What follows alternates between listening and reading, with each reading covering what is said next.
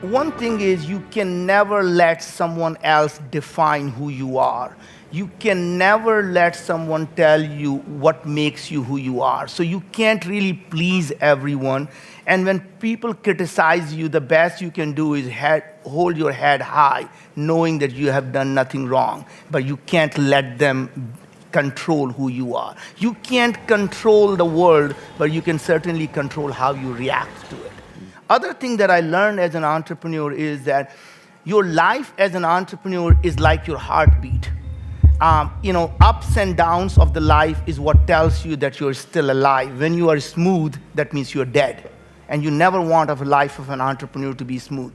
When you are absolutely at the bottom, you know all you have to do is thrive just enough, as Tony said, get set for the winter, know the summer is coming. The next beat is going to be up, right? And when you are on the top of the world, don't get too cocky, don't get too arrogant, because you know the winter is coming. The next heartbeat is going to be right down. So never get too depressed when things are bad, and never get too cocky when you are at the top, because either way, you know the seasons change. Here's the two mindsets that I think are crucial. One of them, and they're in short supply, I'm noticing in public life. One of them is gratitude.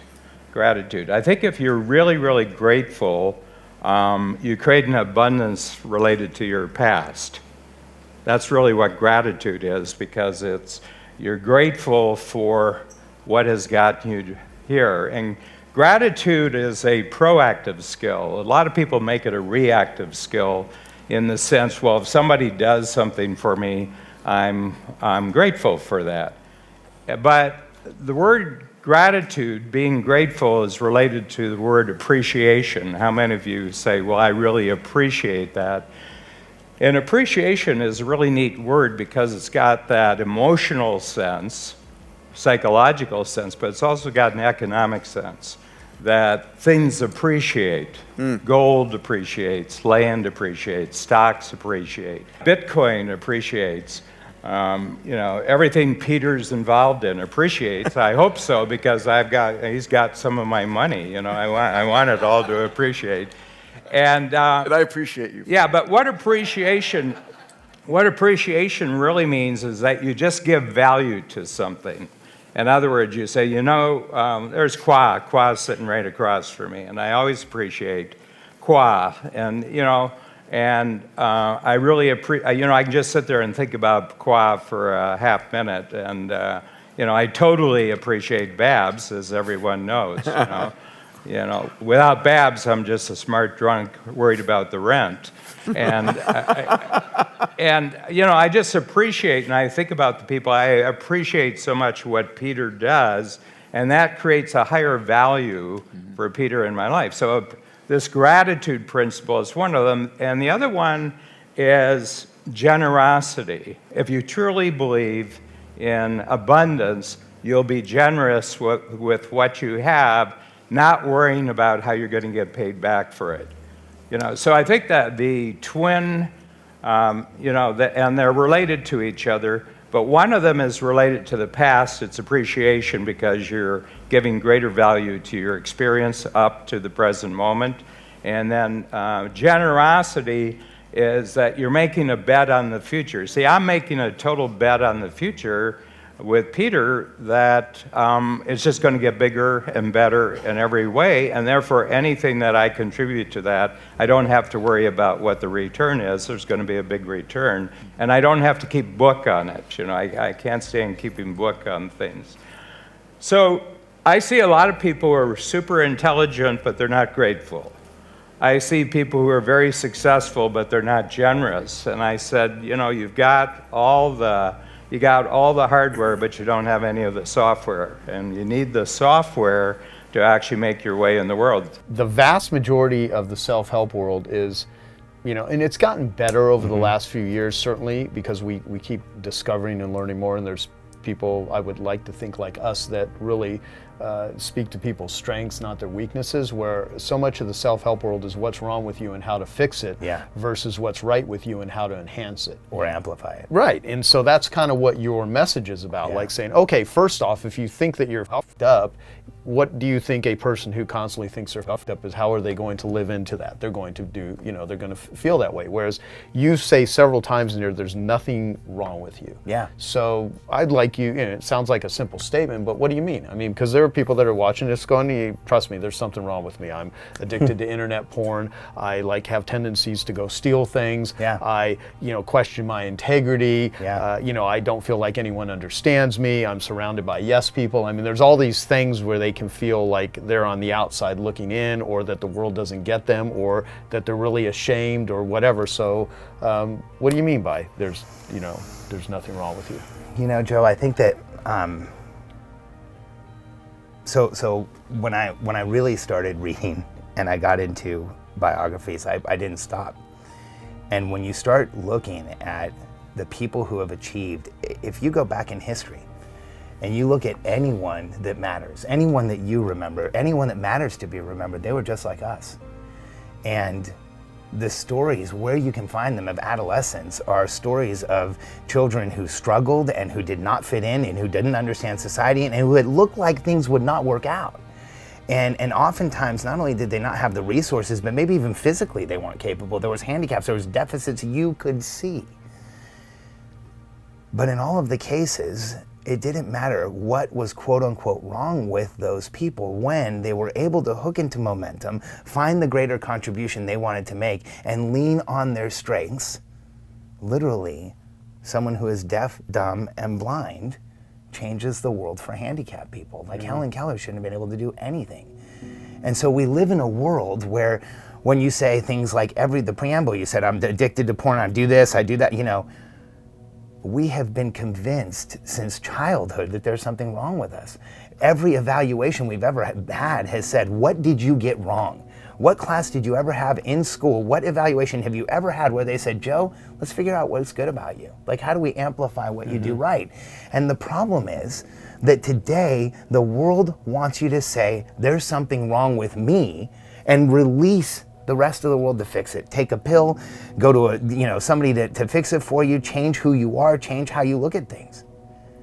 Here's what I want anyone who's like us to know is that if you look throughout history, any disease, any disorder, any issue you have, I very openly share with people, I've been diagnosed with Asperger's, ADHD, autism, bipolar, depression, manic depression, and megalomaniaca. It just depended on what day I went to see somebody, what showed up.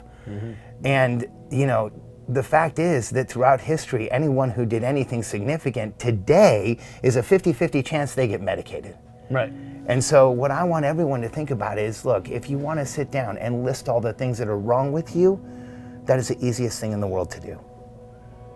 But whatever is happening, whatever diagnosis, whatever disease, whatever you're struggling with, someone has had the same thing, has overcome it, and has changed the world.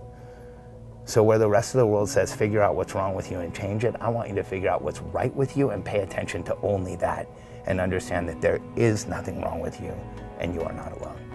Hey, I hope you're enjoying this video, and I want to let you know that I have a new book that's come out, and if you'd like to get it absolutely free, there's a link below in the description, or you can wait till the end of this video, or you can simply go to joesfreebook.com and you can get a copy there.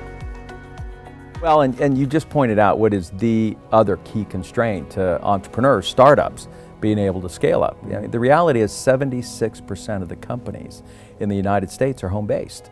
96% never get to $1 million in revenue. And the fundamental reason is the entrepreneur knows they're the best at doing things and doing everything. And it is impossible for many of them to let go and trust that somebody else can do even a piece of that as well as they can. What's even worse is they try to get somebody else to do something for them, and they didn't choose that person correctly, and that person screws it up, and now they've been burnt. And once you've been burnt, you don't want to go back again, and so you're stuck having to do everything, and you only have 168 hours in a week. We don't get any more. And so, Jim Collins said you got to get the right butts in the right seats, but we thought we ought to put together a list of seats, and so we built a tool called our FACE tool, the Function Accountability Chart, and it lists what are all the functions that have to exist in any business. who's going to run it? Sales, marketing, operations, accounting. And, when you're a startup, it's your name next to all this. Me, me, me, me, me, me, me, me, me. And all growing a company is figuring out which box you can delegate next. And it's this ability to delegate that none of us were taught how to do. I didn't take a course in my MBA called delegation. Right. And there's a real art and science to doing that correctly. And most people think delegation is here, you do that. But that's called abdication. Yeah. Delegation, my best analogy is that thermostat. I got started in the HVAC business. And we got this complex air conditioning system in here. But if you didn't have that thermostat, Joe, right over there on the wall, Right. that was constantly monitoring what's going on here and giving feedback to that system, we'd either be freezing to death or burning up here in Phoenix, Arizona on a day it's 102 Right. outside. So you've got to put in thermostats within the organization to make sure that you close that loop on the activities that you've got people working on.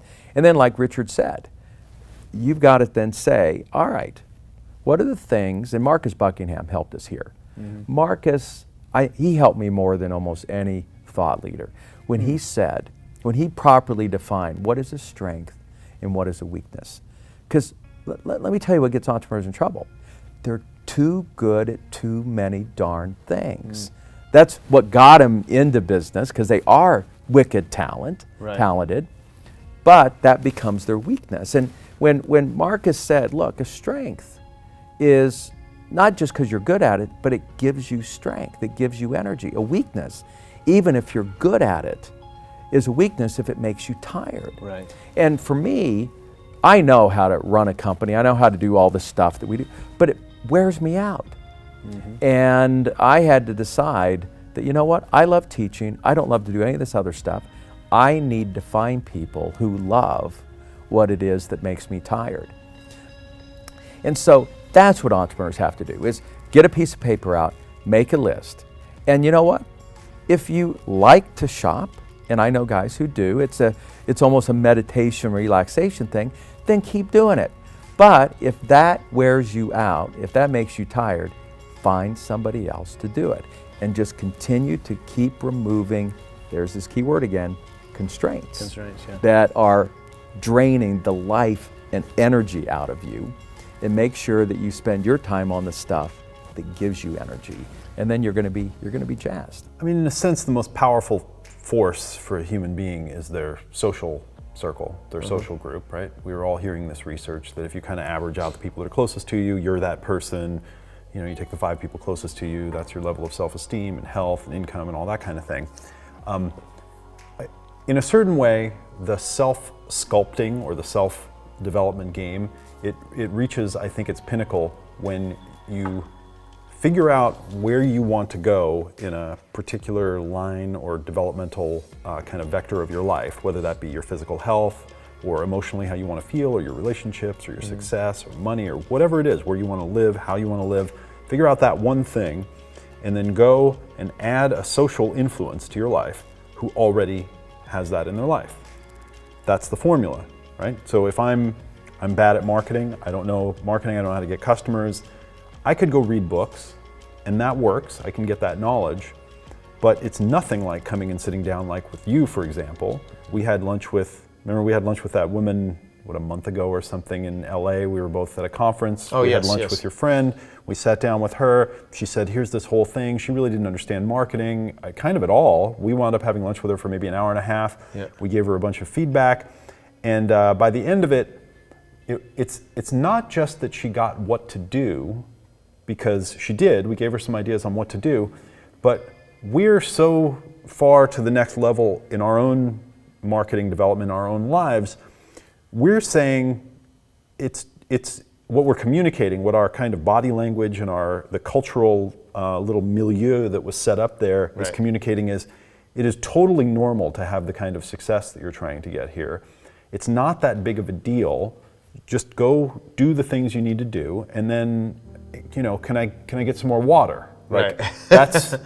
And that transmission is what you need to get for yourself when you're trying to achieve something, because you read it in a book and it's like, I don't know, this person could have just written that down because they wanted to, you know, whatever, or it's abstract, or maybe it's not taught the way that you want. But when you go watch another human being do something and you go, oh, you can do this. Dan Kennedy, I heard him talking, and he said this great thing. He said, I think we should have National Bring a Poor Person to Work Day.